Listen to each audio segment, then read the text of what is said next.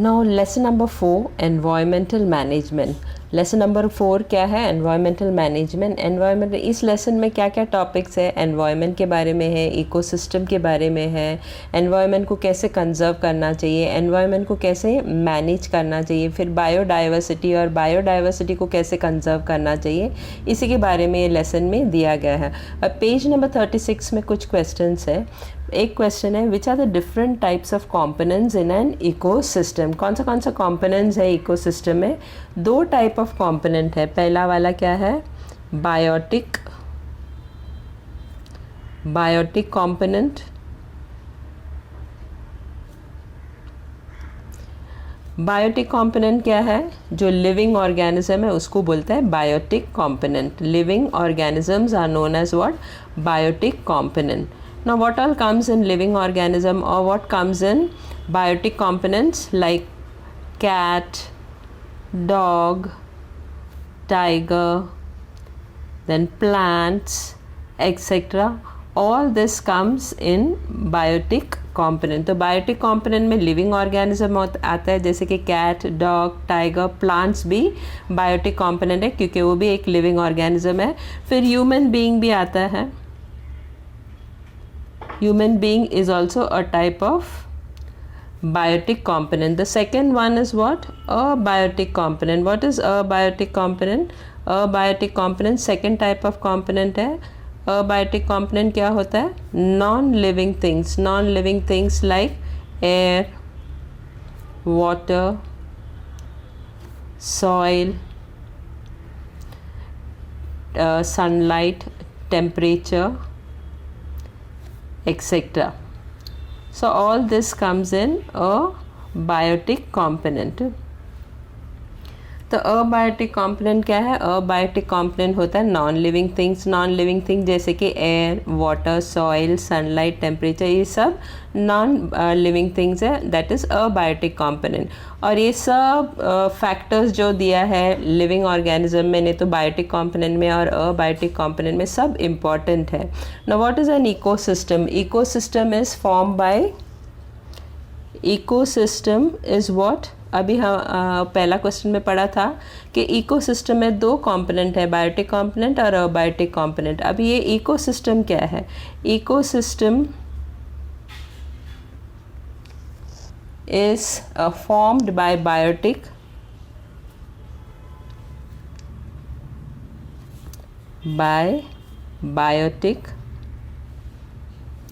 and abiotic components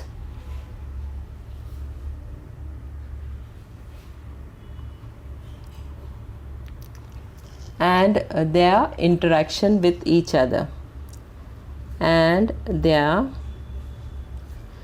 interaction with each other.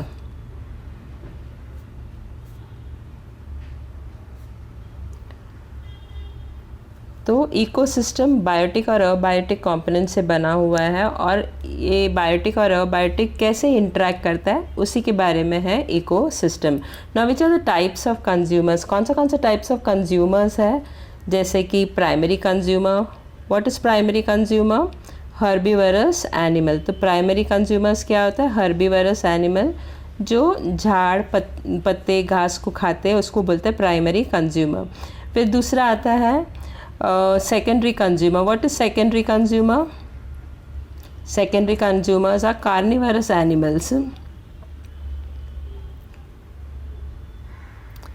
तो primary consumers क्या है? जो हर्बीवरस एनिमल होता है उसको प्राइमरी कंज्यूमर्स बोलते हैं। हर्बीवरस एनिमल जो रहता है वो घास पत्ते को खाता है। सेकेंडरी कंज्यूमर्स क्या है? Carnivorous animal. जो कार्निवरस एनिमल है वो प्राइमरी कंज्यूमर्स को खाते हैं या तो हर्बीवरस को खाते हैं। Next is what? Tertiary consumers. It is also known as what? Apex consumer. तो टर्शरी कंज्यूमर को एपेक्स कंज्यूमर भी बोलते हैं। Then omnivorous. Omnivorous is mixed type of consumers. It is a mixed type. So what are the different types of consumer? Primary consumers, that is herbivorous animal. Secondary consumer, that is carnivorous animal. Carnivorous जो रहते हैं primary consumer को खाते हैं. Tertiary consumers और apex consumer. और ओमिनिवरस बोले तो मिक्स टाइप ऑफ कंज्यूमर. अब ये कंज्यूमर्स को प्राइमरी, सेकेंडरी, टर्शरी और एपेक्स कंज्यूमर कैसे क्लासीफाई किया है? व्हाट आर द क्राइटेरिया, मतलब क्या क्राइटेरिया यूज़ किया है for their classification? Which criteria is use? Mode of nutrition,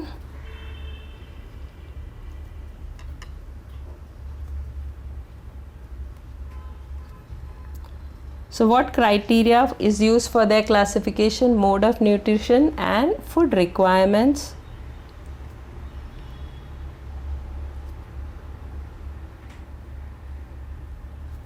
Etc. So how is a consumer classified? On what basis we classify them as animals as or living thing as primary consumer, secondary consumer, tertiary consumer or omnivorous? So they are classified on the basis of which criteria? Mode of nutrition, food requirements, etc. According to that we classify the consumer as primary, secondary, tertiary and omnivorous. What is the relationship between lake and birds on the tree? अगर कोई bird tree के ऊपर बैठा है और उसके नीचे एक lake है तो उनका दोनों में relationship क्या है? अभी lake में phytoplankton होता है. What is phytoplankton? Phytoplankton are small microscopic plants which are found in the lake, and these phytoplankton are eaten by zooplankton. Now what is zooplankton? Are small animals which are found in the lakes. So phytoplanktons are small microscopic plants and all which are eaten by zooplankton. zooplanktons क्या होता है? Small animals जो पानी में रहता है, उस lake में रहता है, उसको बोलते हैं zooplankton. तो zooplankton जो रहता है वो phytoplankton को खाते हैं. zooplankton को कौन खाते? फिशेस खाते. और फिशेस को कौन खाते? बर्ड्स. तो इससे अपन को पता चलता है कि बर्ड्स और लेक में रिलेशनशिप है, क्योंकि जो पानी के अंदर या लेक के अंदर फाइटोप्लैंक्टन और माइक्रोस्कोपिक प्लांट्स होता है उसको कौन खाते हैं? ज़ूओप्लैंक्टन खाते हैं. ज़ूओप्लैंक्टन क्या होता है? जो स्मॉल एनिमल जो पानी में रहता है वो फाइटोप्लैंक्टन को खाते हैं. और ज़ूओप्लैंक्टन को कौन खाते हैं? फिशेस खाते हैं. फिशेस को कौन खाते हैं? बर्ड्स खाते हैं. इस तरह बर्ड्स और लेक में एक रिलेशनशिप बनता है. Now what is the difference between food chain and food web? So what is the difference between food chain and food web? Now food chain is a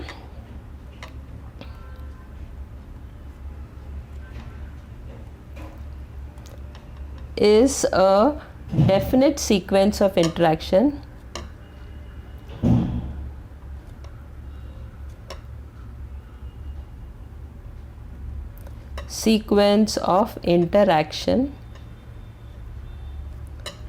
between producers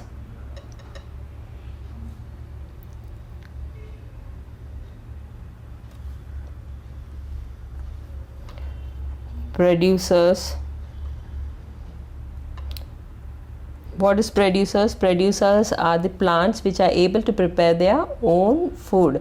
So producers, consumers and decomposer.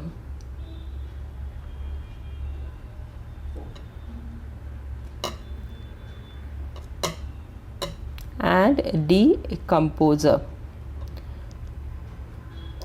तो जो food chain है वो simple food chain रहता है, जैसे कि grass को कौन खाते हैं? Grass hopper. या और ग्रास हॉपर को कौन खाते हैं? फ्रॉग खाते हैं. फ्रॉग को कौन खाता है? स्नेक खाता है. स्नेक को कौन खाता है? ईगल खाता है. और ये सब एनिमल्स, प्लांट जब मर जाता है तो उसको डिकम्पोज कौन करता है? Decomposer. So this is a simple definite sequence of interaction between producer, consumer and decomposer. Now what is a food web? Food web क्या आता है? Food webs is a network of food chain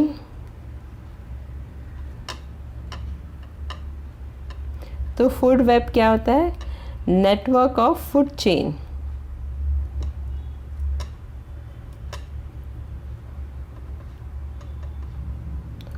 तो जो food chain था वो बहुत simple sequence बताया है, लेकिन फूड वेब ऐसा सिंपल नहीं रहता है. It is a network of food chain which are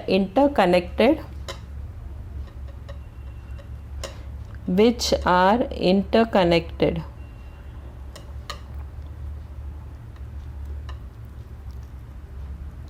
which are interconnected at various level, forming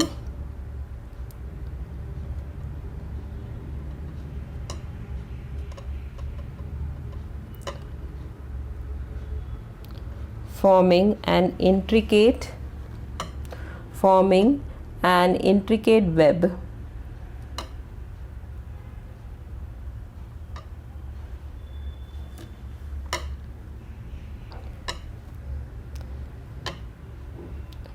Instead of a linear chain. तो एक ऐसा एक ही चेन बताने के बदले जब बहुत सारा एनिमल्स को बताते हैं तो उसको बोलता है फूड वेब. जैसे कि मैंने अभी बताया फूड चेन क्या होता है. जैसे ग्रास को ग्रास हॉपर ने खाया, ग्रास हॉपर को फ्रॉग ने खाया, फ्रॉग को स्नेक ने खाया, स्नेक को ईगल ने खाया, और eagle, snake, frog, grass hopper, grass सब जब भी मर जाते हैं तो उसको डिकम्पोज कौन करता है? डिकम्पोजर करता है. तो this is simple, only one chain is है. But if there are many animals introduce in this food chain then it becomes very complicated. जैसा कि अगर मैंने ग्रास हॉपर को ज़रूरी नहीं है कि सिर्फ फ्रॉग ही खाना चाहिए, ईगल भी खा सकता है, दूसरे जानवर जैसे रैबिट वगैरह भी खा सकता है. तो बहुत सारा एनिमल इसको खा सकता है. तो जब भी बहुत सारा एनिमल इसमें आ जाता है तो it becomes very complicated network. एक सिंगल नेटवर्क नहीं रहता है, लीनियर नेटवर्क जैसा नहीं रहता, कॉम्प्लिकेटेड वेब बन जाता है. तो उसको बोलता है food web. So when you introduce too many animals in the food chain it becomes a food web. Now I had explained what is an ecosystem.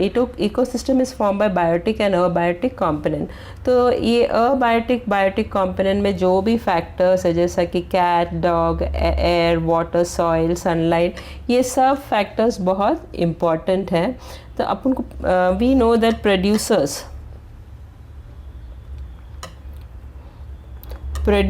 जो रहता है are able.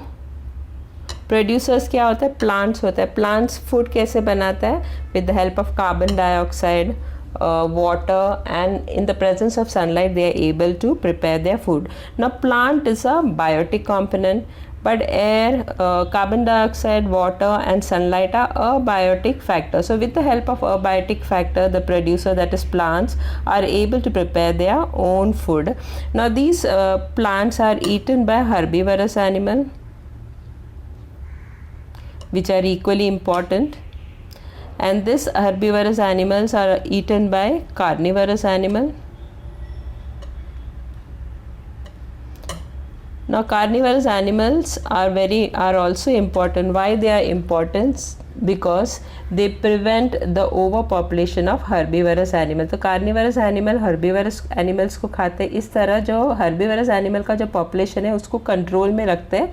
They maintain the balance of the ecosystem.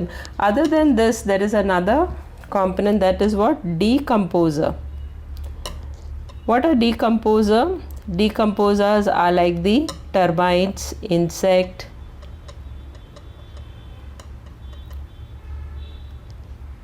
caterpillar, etc. All these are known as decomposer. And what does the decomposer do? They clean the environment. They decompose. Whenever the producer, herbivorous and carnivorous animals, when they die, the decomposer decompose this, and this way they clean the environment. They clean the environment. So they are also equally important.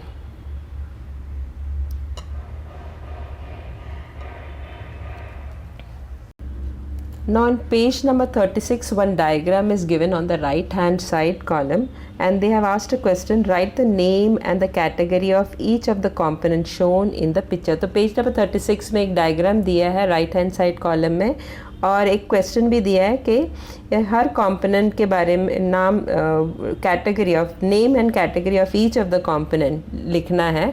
जैसे कि अभी ये क्या है? Grass है. Grass is what? Producer. So this is a producer. तो घास क्या होता है? प्रोड्यूसर है, because it can prepare its food with the help of sunlight, in the presence of sunlight, with the help of water and carbon dioxide. तो producer क्या है इधर? ग्रास. अभी ये क्या है? Primary consumer. This is primary consumer.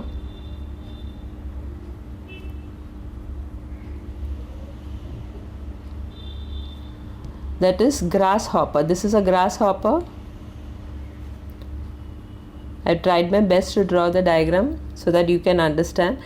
So ये primary consumer that is grasshopper. Now this grasshopper eats the grass over here. So this is a primary consumer. Now this is a frog which eats the grasshopper. So this will become the secondary consumer. So frog is what? Secondary consumer. तो frog क्या हो गया? Secondary consumer. क्यों? क्योंकि ये grasshopper को खाते हैं. So this is frog. Now the frog is eaten by the snake. Snake जो रहता है वो frog को खाता है. तो ये हो गया tertiary consumer. So this is the tertiary consumer. तो tertiary consumer क्या है? Snake. अब ये snake को कौन खाता है? Eagle. Eagle हो गया apex consumer. So this is apex consumer. This is known as apex consumer, that is eagle. I'll repeat once more. In the diagram, this is the producer. Grass is what? Producer. It is able to prepare its own food with the help of carbon dioxide and water in the presence of sunlight. This producer, that is grass, is eaten by the grasshopper. Therefore grasshopper became the primary consumer. जो grasshopper को है वो frog खाते हैं. Frog जो रहता है grasshopper को खाते हैं, तो frog हो गया secondary consumer. नेक्स्ट फ्रॉग को कौन खाता है? स्नेक. तो स्नेक हो गया tertiary consumer. So snake is a tertiary consumer. Snake को कौन खाता है? ईगल खाता है. तो ईगल हो गया एपेक्स कंज्यूमर. अभी ये सब eagle, snake, frog, grasshopper, producer, when they die they are decomposed by the decomposer which is found on the soil, that is fungi and bacteria.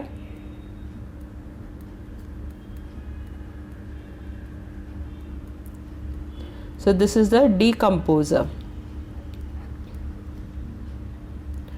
Now this type of a linear chain, इधर एक ही linear chain दिखाया है तो उसको बोलता है food chain. Now what is necessary? So if I have to convert this food chain into a food web, what is necessary to convert this picture into a food web? We have to add more animals to this.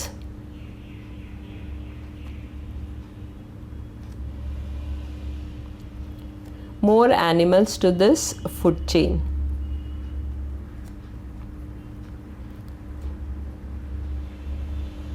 Why we should add more animals to this food chain? Because food web is a intricate, because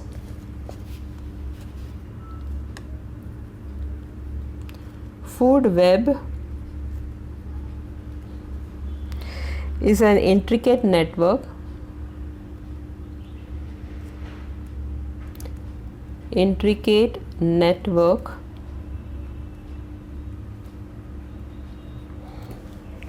of food chain which are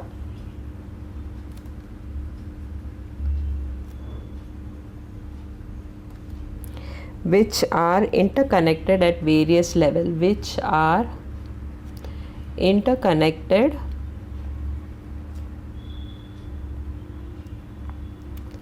at various level. तो पहले मैंने समझाया था biotic abiotic के बारे में, different type of consumers के बारे में बताया था. अभी फूड चेन और फूड वेब के बारे में बताया था. अभी फूड चेन क्या है? ऐसे सिंपल लीनियर, मतलब एक ही type of primary consumer, secondary, tertiary और एपेक्स कंज्यूमर दिया है, तो इसको बोलता है फूड चेन. जब इसमें बहुत सारा एनिमल्स ऐड किया जाएगा तो उसको बोलता है फूड वेब. तो next I will show you what is a food web, how this food chain is converted into food web. So you will understand what is the difference between food chain and food web. तो food chain simple रहता है, simple linear sequential. Food chain is what? Simple linear chain of animals. And food web is what? When more animal is added to this food chain, it becomes a food web. So next I'll show you how this food chain will become a food web. Now how the food chain is changed into food web? When we add more animals to the food chain, it becomes a food web. Now we had studied the food chain food web में कैसे convert होता है. जब इसमें अपन बहुत सारा animals और add करते तो it becomes a food web. जैसे पहले food chain में पढ़ा था कि grass को कौन खाता है? grasshopper खाता है.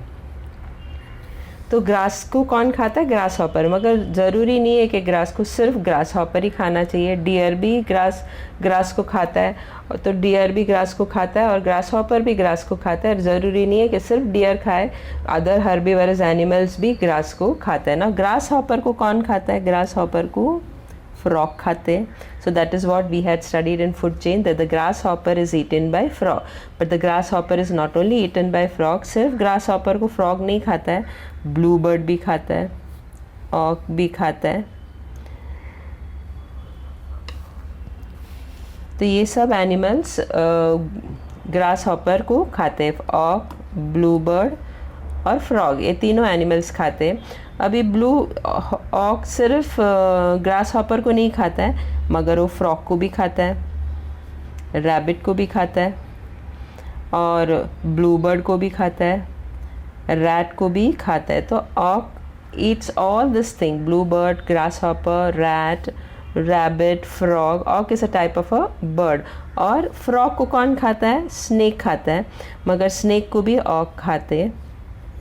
तो in the linear chain we had studied के ग्रास को ग्रास हॉपर खाता है, मगर यहाँ पे अपन को पता चलता है फूड वेब में कि ग्रास को सिर्फ ग्रास हॉपर नहीं खाता है, डियर भी खाता है और अदर हर्बीवरस एनिमल्स भी खाता है. ग्रास हॉपर को कौन खाता है? लीनियर चेन में या फूड चेन में पढ़ा था कि फ्रॉग खाता है, मगर ग्रास हॉपर को सिर्फ फ्रॉग नहीं खाता है, ब्लूबर्ड भी खाता है, ऑक भी खाता है. और फ्रॉग को कौन खाता है? स्नेक खाता है, लेकिन स्नेक को भी हॉक खाता है, फ्रॉग को भी हॉक खाता है, रैबिट को भी हॉक खाता है, रैट को भी खाता है, ब्लूबर्ड को भी खाता है. तो इतने सारे एनिमल्स को हॉक खाता है. Now deer is eaten by the tiger. Deer herbivorous animal है, इसको टाइगर खाता है. रैबिट को भी टाइगर खाता है. तो टाइगर जो रहता है सब हर्बीवरस एनिमल्स को खाते हैं. और जब ये deer, grass, bluebird, rat, grasshopper, oak, tree, rabbit, frog, snake, ये सब जब मर जाते हैं तो इसको कौन डिकम्पोज करता है? डिकम्पोजर. सो स्नेक को भी डिकम्पोज करता है, फ्रॉग को भी डिकम्पोज करता है, रैबिट को भी डिकम्पोज करता है, टाइगर को भी डिकम्पोज करता है, डियर को भी डिकम्पोज करता है, हॉक को भी डिकम्पोज करता है, ग्रास हॉपर को भी और ग्रास को भी करता है, और ब्लू बर्ड और रैट को भी करता है. ब्लू बर्ड और रैट को भी डिकम्पोज करता है. तो इसमें जितने एनिमल्स हैं उसको सब डिकम्पोज करते हैं जब भी वो मर जाते हैं. So you can see that the food web is more complicated than the food chain. Food chain is very simple, a linear chain, only one particular animal they take into consideration, but actually one thing is not eaten by one particular animal, it is eaten by many animals. So when many animals are introduced in a food chain, it becomes a food web. Now on page number 37 on the top, let's think they have given a bird building nest on a tree. तो bird जो है वो tree के ऊपर nest बनाया है और क्या खाते हैं?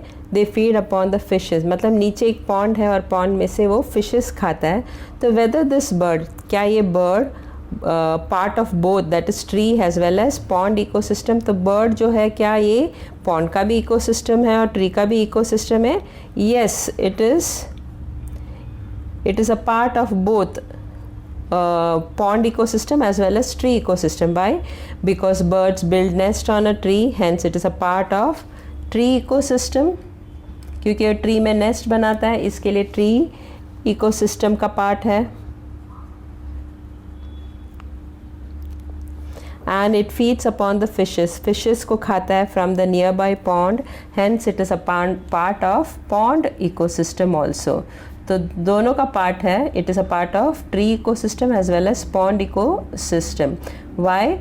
बिकॉज बर्ड्स जो रहता है वो ट्रीज़ में नेस्ट बनाता है, इसके लिए ट्री इकोसिस्टम का पार्ट है. और मच्छी जो है वो पॉन्ड से खाता है, इसके लिए पॉन्ड इकोसिस्टम का भी एक पार्ट है. Now they have given that in a paddy field, just below it is given, paddy field is cultivated on large scale.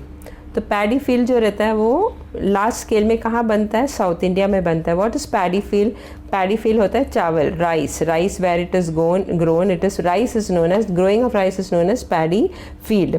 अभी जो पैडी, जो राइस जो रहते हैं, सैपलिंग्स ऑफ राइस है, उसको पहले फील्ड में पानी जमा करते हैं और फिर उसको सैपलिंग्स को उसमें बोया जाता है। तो इसके सैपलिंग्स के आजू बाजू में पानी भरा हुआ रहता है। तो पैडी फील्ड में बहुत सारा ग्रास हॉपर रहता है, तो ग्रास हॉपर जो रहता है वो पैडी फील्ड को अटैक करता है। और ग्रास हॉपर, और वही पैडी फील्ड में फ्रॉग भी है, स्नेक भी है। फ्रॉग जो रहता है वो ग्रास हॉपर को खाता है और स्नेक जो रहता है वो फ्रॉग को खाता है। तो पैडी फील्ड को कौन खाते हैं? Grass hopper. ग्रास हॉपर को कौन खाता है? फ्रॉग। और फ्रॉग को कौन खाता है? Snakes. Now they have asked a question, if frog population declines all of a suddenly, समझो ये फ्रॉग का पॉपुलेशन एकदम कम हो जाएगा, तो क्या असर होगा इकोसिस्टम में? What will be the effect on paddy crop? तो पैडी क्रॉप के ऊपर क्या असर होगा? प्रोडक्शन, सिंस ए ग्रास हॉपर, फ्रॉग कम हो गया तो ग्रास हॉपर को खाने के लिए कोई नहीं है, तो ग्रास हॉपर का पॉपुलेशन बहुत बढ़ जाएगा। What will happen if frog population declines? Frog कम हो जाएगा तो ग्रास हॉपर को खाने के लिए फ्रॉग नहीं रहेंगे, तो ग्रास हॉपर का पॉपुलेशन बढ़ जाएगा। और ये जो पॉपुलेशन जो ग्रास हॉपर का बढ़ गया है वो सब पैडी फील्ड में अटैक करेगा। Therefore the production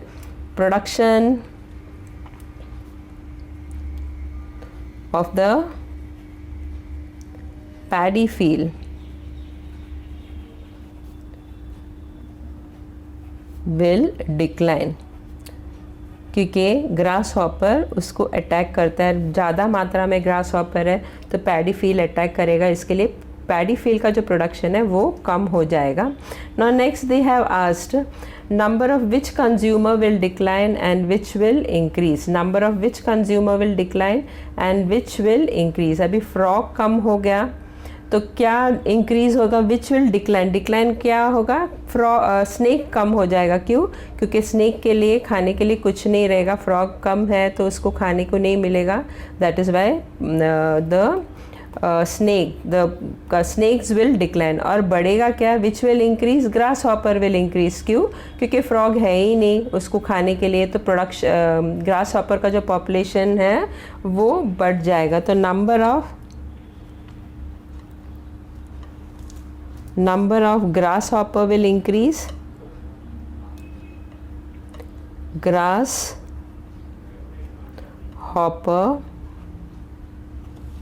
will increase, and what will decrease?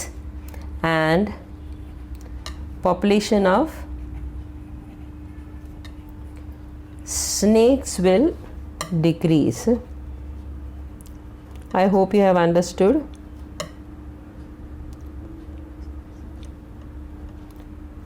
Decrease. तो अगर फ्रॉग कम हो जाएगा तो ग्रास हॉपर बढ़ जाएगा और स्नेक्स कम हो जाएगा। स्नेक्स क्यों कम हो जाएगा? क्योंकि उसको खाने के लिए फ्रॉग कम है तो खाने के लिए मिलेगा नहीं, तो वो मर जाएगा। और ग्रास हॉपर को खाने के लिए फ्रॉग नहीं है, फ्रॉग कम है तो ग्रास हॉपर का पॉपुलेशन बढ़ जाएगा। तो ग्रास हॉपर का पॉपुलेशन बढ़ जाएगा और स्नेक्स का पॉपुलेशन कम हो जाएगा। What will be the overall effect? What will be the overall effect of the ecosystem में? इकोसिस्टम में क्या हो जाएगा?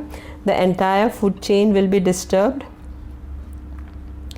Entire food chain will be disturbed,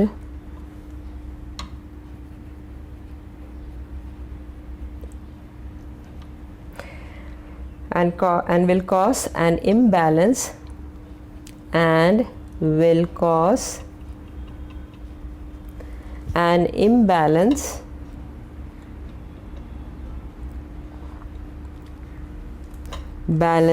in ecosystem.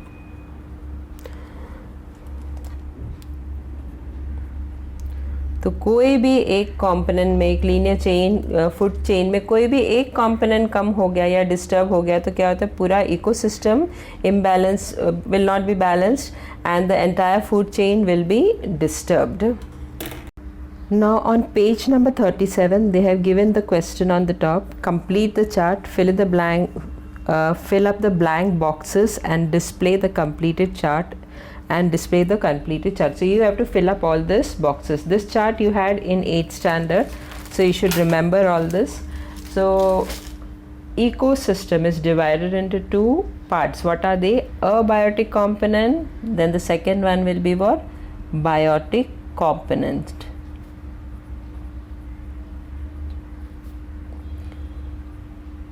So ecosystem is divided into two, that is abiotic component and biotic component. Now first we will study about the abiotic component. So we will complete the chart of the abiotic component. Now abiotic component is divided into two parts, physical factor, then the second one will be what? Chemical factor. Chemical factor. Now physical factor is made up of what? Air, water, vapor, soil, minerals, sunlight. So what is the chemical factor made up of? Chemical factor is made up of hydrogen, oxygen, iron, nitrogen,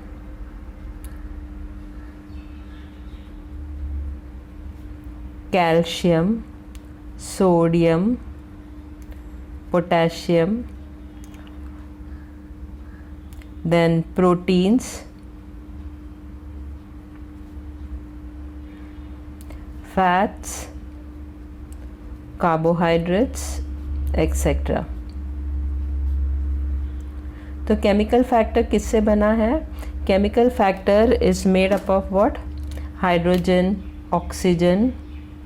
So hydrogen, oxygen, iron, nitrogen, calcium, sodium, potassium, proteins, fats and carbohydrates. This is hydrogen, oxygen, iron, nitrogen. This is calcium, sodium, potassium. This is K, potassium, proteins, fats and carbohydrates. The chemical factor is made up of this. Now chemical factor is again divided into two. What are they?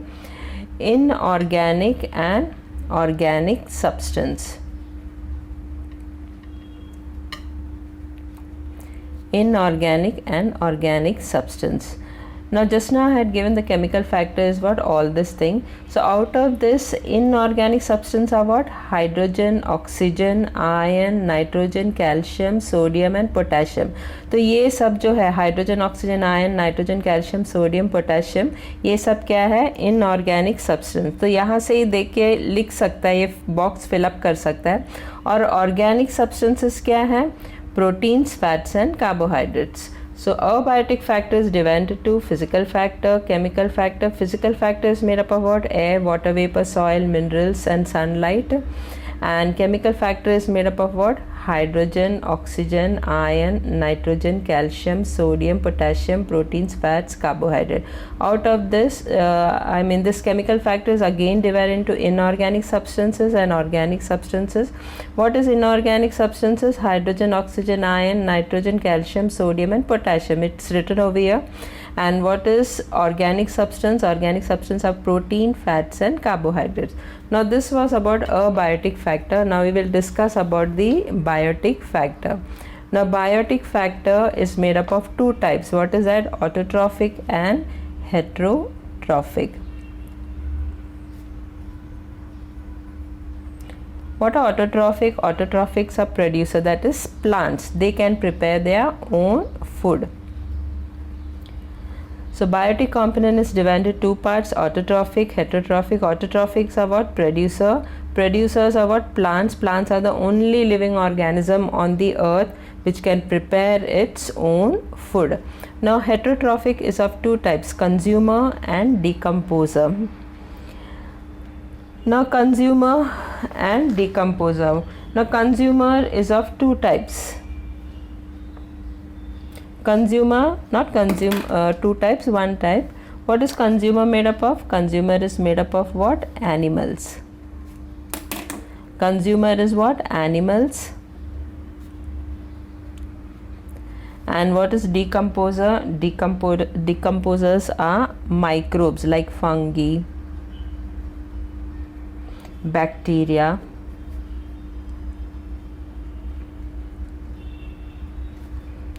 and other microbes.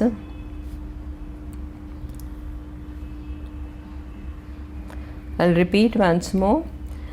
Biotic component is made up of autotrophic and heterotrophic. Autotrophic is what? Producer producers are what? Plants.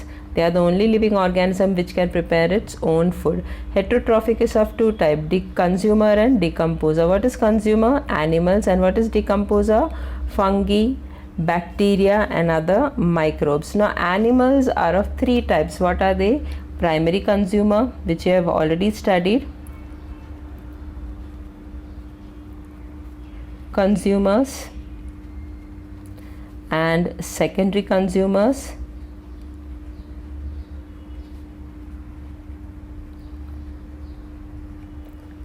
And tertiary consumer. Tertiary consumer is already given.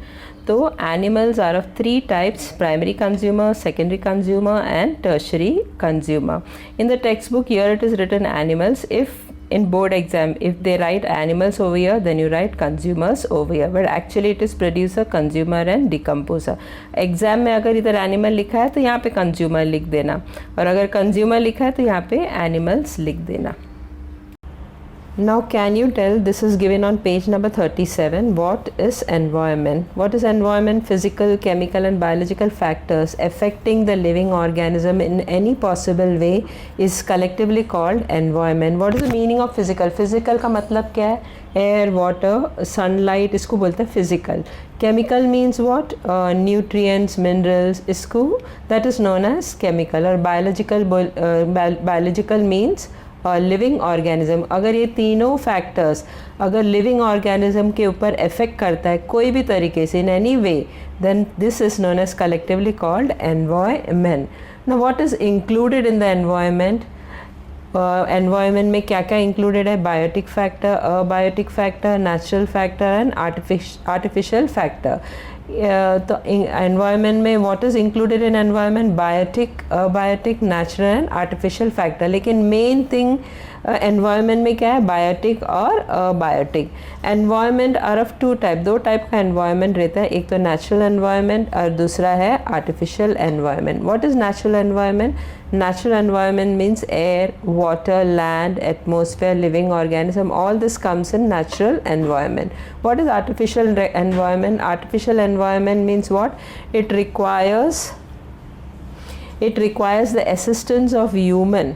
For example, farm. Without human, this ecosystem is not possible. मतलब artificial environment का meaning क्या है कि इसमें human का ज़रूरत है. अगर ये ह्यूमन्स नहीं रहेगा तो ये पर्टिकुलर इकोसिस्टम बनेगा ही नहीं. जैसे कि एग्जांपल फार्म है, फार्म बनाने के लिए ह्यूमन का हेल्प की ज़रूरत पड़ती है. Without human farm ecosystem is not possible. Now what is ecology? The science that deals, मतलब जो साइंस जो डील करता है, किसके बारे में डील करता है? Study of interaction of biotic and abiotic factor of the environment is called ecology. तो इकोलॉजी एक पर्टिकुलर साइंस है जो इसके स्टडीज़ के बारे में डील करता है. That is interaction of biotic abiotic of the environment is called ecology. Now ecosystem is a basic functional unit used to study ecology. तो ecology पढ़ने के लिए ecosystem basic unit होता है, क्योंकि अपना जो world है वो सबसे बड़ा ecosystem है. world is the largest ecosystem. इसमें बहुत सारा छोटे छोटे ecosystem है, जैसे कि pond ecosystem, lake ecosystem, tundra region, desert, deciduous forest, ये सब small ecosystems है. अगर ये small ecosystem को पढ़ेंगे तो पूरा अर्थ का इकोसिस्टम का समझ आ जाएगा. So that is ecology. Ecology is what? Study of all this ecosystem. Basic unit of the ecology is what? Ecosystem. So if you study ecosystem, each and every ecosystem, we are able to understand what is environment. Now define ecosystem. The definite geographical area formed by biotic and abiotic factor and their interaction with each other is called ecosystem. For example, pond ecosystem, forest ecosystem, etc. Earth is the largest ecosystem. तो पहले भी ecosystem का definition पढ़ा है कि abiotic और biotic factor का interaction जो होता है उसको बोलता है ecosystem. ये डेफिनेट जोग्राफिकल एरिया मतलब कोई पर्टिकुलर, अगर मैंने सिर्फ पॉन्ड का इकोसिस्टम लिया तो एक पर्टिकुलर जोग्राफिकल एरिया है. कौन सा एरिया है? Pond ecosystem. ये पॉन्ड में जो भी बायोटिक अबायोटिक फैक्टर रहेगा और उनका जो इंटरेक्शन रहेगा, this is known as ecosystem.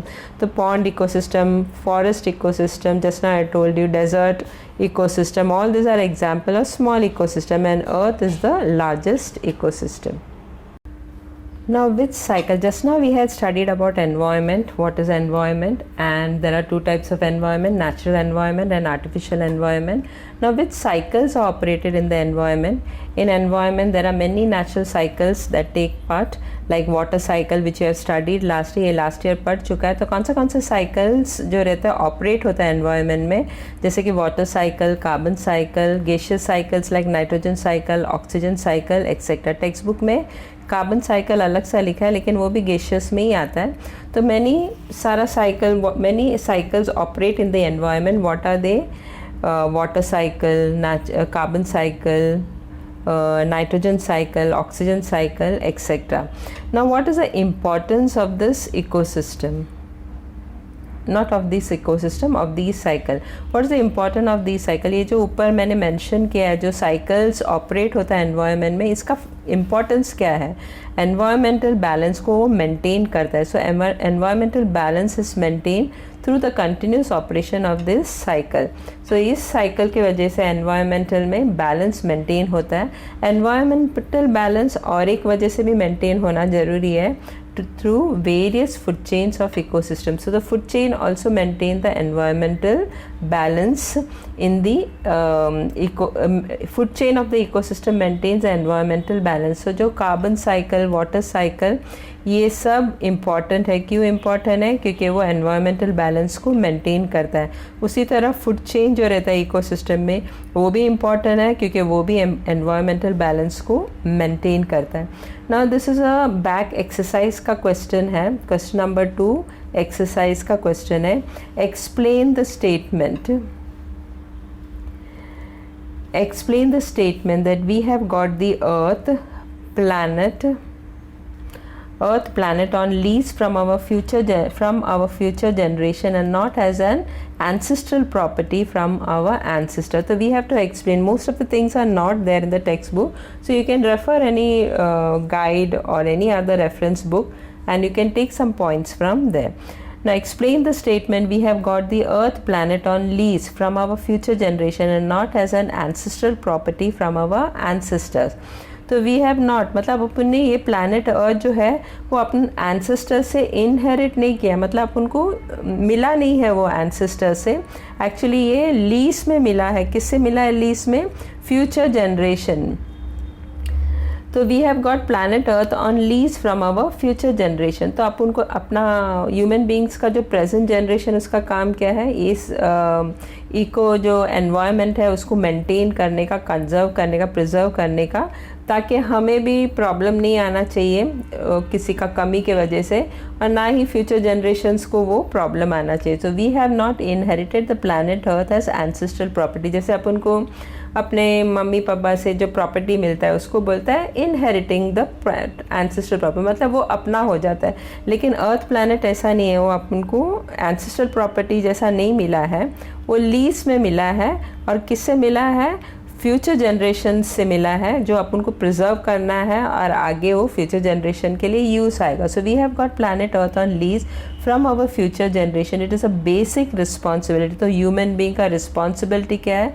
जो प्रेजेंट ह्यूमन बींग का रिस्पॉन्सिबिलिटी क्या है?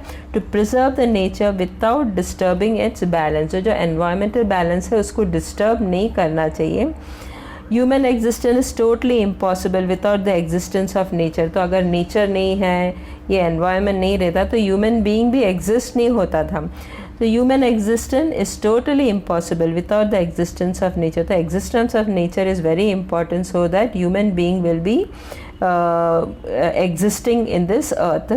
Irrational use of natural resources. अपन बिना सोचे समझे जो नेचुरल रिसोर्सेज को यूज़ करते हैं, तो इससे क्या होता है? वो नेचुरल रिसोर्सेज डिप्लीट हो जाते हैं. डिप्लीट बोले तो कम हो जाता है, कमी हो जाता है. तो इससे एनवायरमेंटल बैलेंस डिस्टर्ब हो जाता है.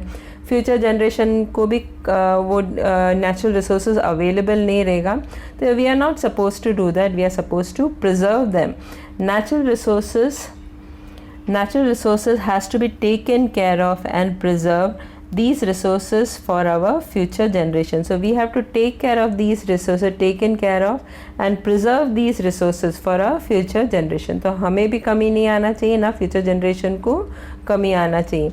Now which factors affect the environment and how? Which factors affect the environment and how? There are two factors which affect the environment. What are they? Natural factors and man-made factor. तो दो factors है जो environment को affect करता है, वो है natural factors और man-made factor. Natural factor क्या है?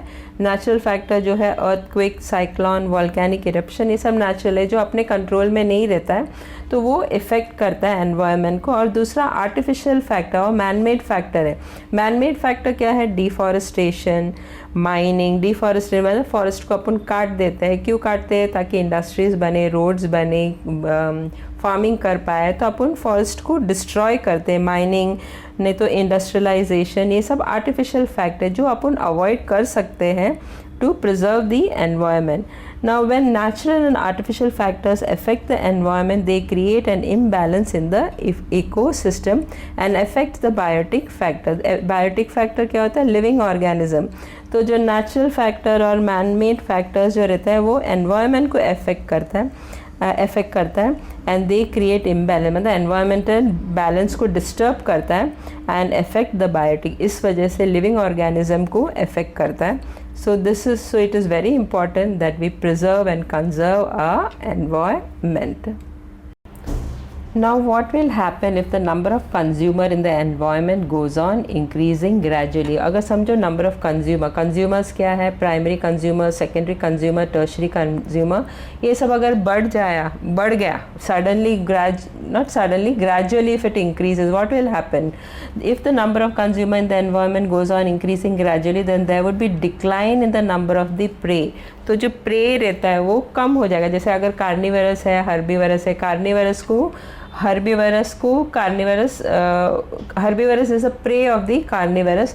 तो अगर कार्निवरस ज़्यादा हो जाएगा तो हर्बीवरस भी ज़्यादा खाए जाएंगे. तो हर्बीवरस का जो पॉपुलेशन है वो कम होते जाएगा. क्यों? क्योंकि सेकेंडरी कंज्यूमर्स ज़्यादा है और प्राइमरी कंज्यूमर में वो अटैक करता है. So the prey will which they feed on will go on decreasing and eventually decline in the number of consumers due to scarcity of food. बाद में हर्बीवरस कम हो जाए तो सेकेंडरी कार्निवरस जो एनिमल्स है उनको भी खाने को कुछ नहीं मिलेगा, तो हर्बीवरस भी कम हो गया, कार्निवरस भी कम हो गया, तो नंबर ऑफ कंज्यूमर्स डिक्लाइन हो जाएगा, कम हो जाएगा. Why? Due to the scarcity of food.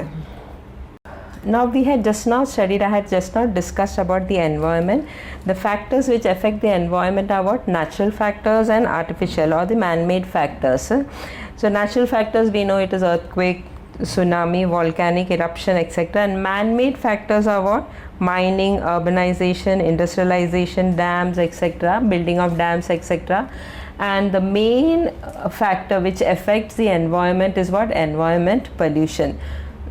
Now what is pollution? Unnecessary and unexpected changes in the surrounding.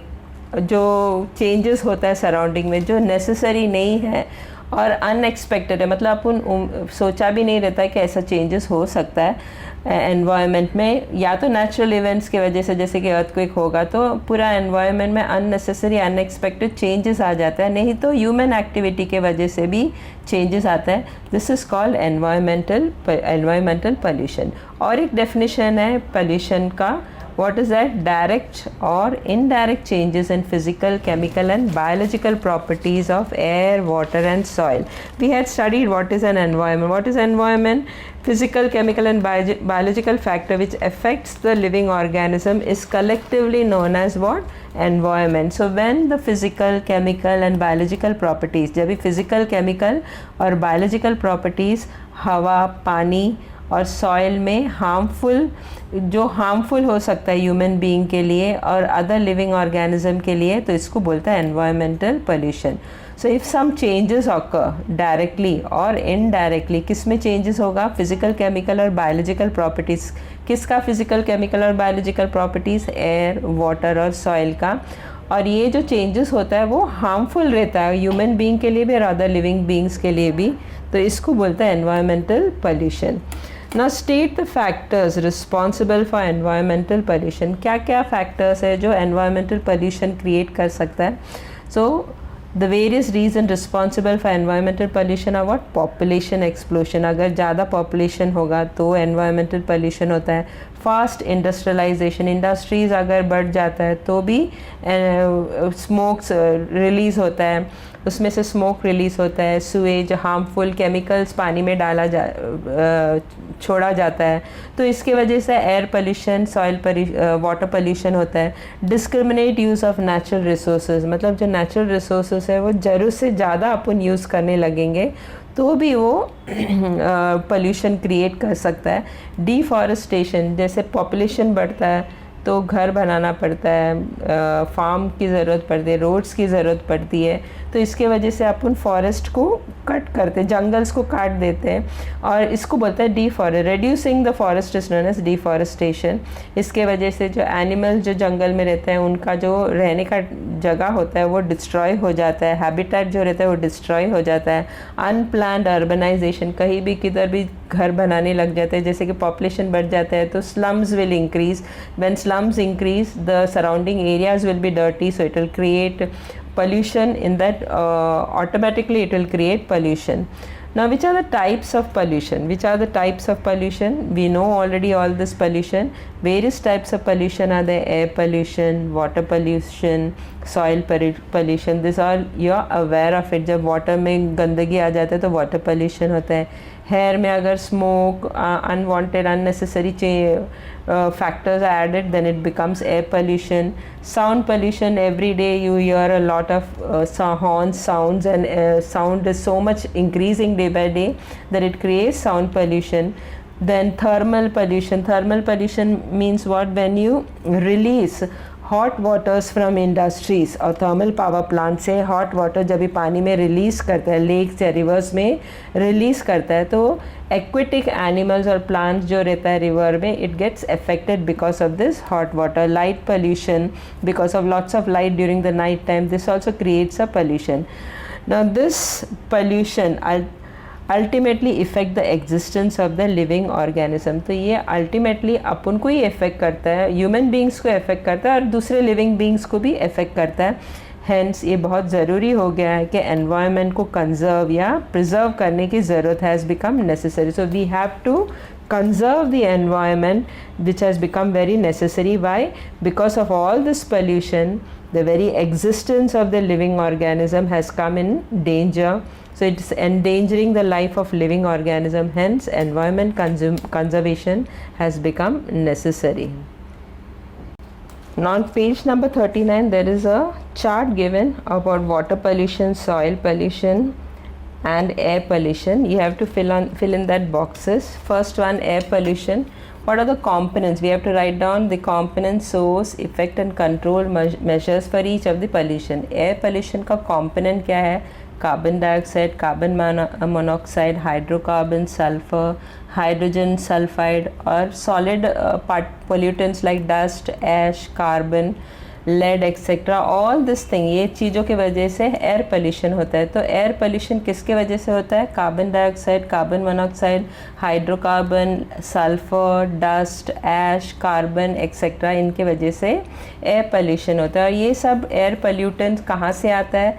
Source कहाँ से आता है? Factories, industrial smoke, vehicle smoke. Vehicle बोला तो गाड़ी में से जो स्मोक निकलता है, इसमें से ये सब पोल्यूटेंट आता है और air pollution it leads to air pollution. Effect what? Because of air pollution, what is the effect?